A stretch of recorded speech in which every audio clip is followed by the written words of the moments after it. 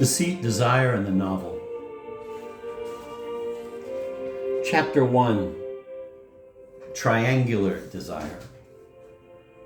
Quote, I want you to know, Sancho, that the famous Amadis of Gaul was one of the most perfect knight-errants. But what am I saying? One of the most perfect. I should say the only, the first, the unique, the master and lord of all those who existed in the world. I think that when a painter wants to become famous for his art, he tries to imitate the originals of the best masters he knows. The same rule applies to most important jobs or exercises which contribute to the embellishment of republics. Thus, the man who wishes to be known as careful and patient should and does imitate Ulysses, in whose person and works Homer paints for us a vivid portrait of carefulness and patience, just as Virgil shows us in the person of Aeneas the valor of a pious son and the wisdom of a valiant captain. And it is understood that they depict them not as they are, but as they should be, to provide an example of virtue for centuries to come. In the same way, Amadis was the pole, the star, the sun for brave and amorous knights. And we others who fight under the banner of love and chivalry should imitate him. Thus, my friend Sancho, I reckon that whoever imitates him best will come closest to perfect chivalry. End of quote.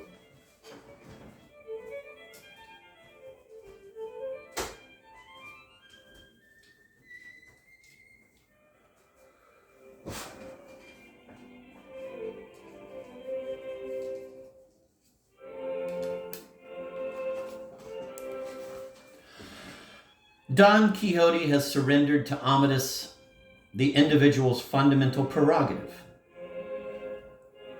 He no longer chooses the objects of his own desire. Amadis must choose for him. The disciple pursues objects which are determined for him, or at least seem to be determined for him, by the model of all chivalry. We shall call this model the mediator of desire. Chivalric existence is the imitation of Amadis in the same sense that the Christian's existence is the imitation of Christ. In most works of fiction, the characters have desires which are simpler than Don Quixote's.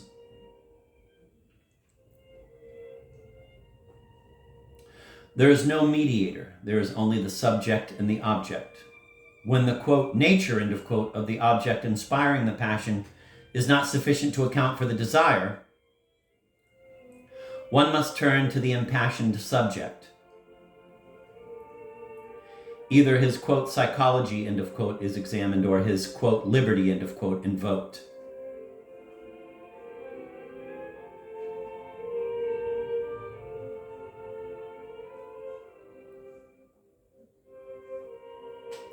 But desire is always spontaneous. It can always be portrayed by a simple straight line which joins subject and object.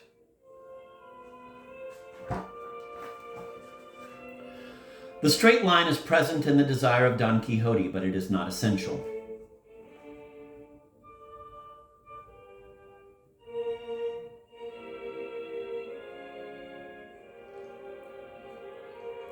The mediator is there above that line, radiating toward both the subject and the object. The spatial metaphor which expresses this triple relationship is obviously the triangle. The object changes with each adventure, but the triangle remains. The barber's basin or Master Peter's puppets replace the windmills, but Amadis is always present.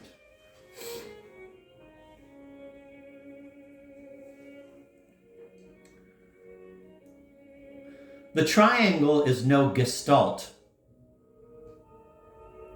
The real structures are intersubjective. They cannot be localized anywhere. The triangle has no reality whatever. It is a systematic metaphor, systematically pursued.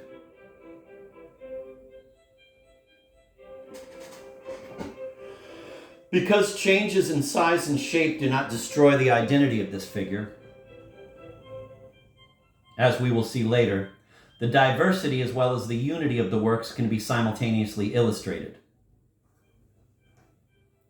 The purpose and limitations of this structural geometry may become clearer through a reference to structural models.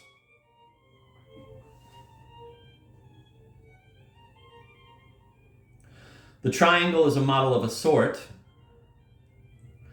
or rather a whole family of models. But these models are not mechanical like those of Claude Levi-Strauss. They always allude to the mystery, transparent yet opaque, of human relations. All types of structural thinking assume that human reality is intelligible.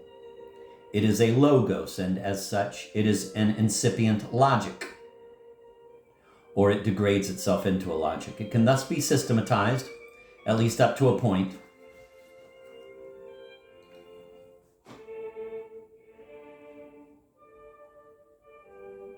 However unsystematic, irrational, and chaotic it may appear even to those, or rather especially to those who operate the system.